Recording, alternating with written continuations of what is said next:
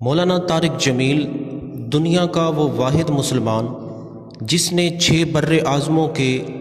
ممالک میں خطاب کیا، وہ اکیلا مسلمان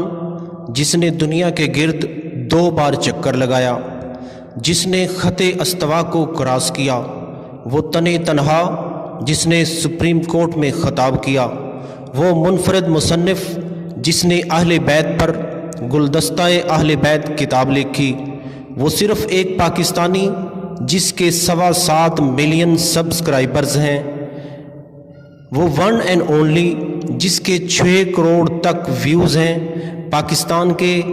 ہر 25,000 پلس آبادی والے جگہ پر جس نے خطاب کیا، دنیا کے پرکشش لوگوں کی فہرست میں پہلی صفوں میں نظر آنے والا وہ انسان جس نے انسانیت کو جوڑنے کی بات کی،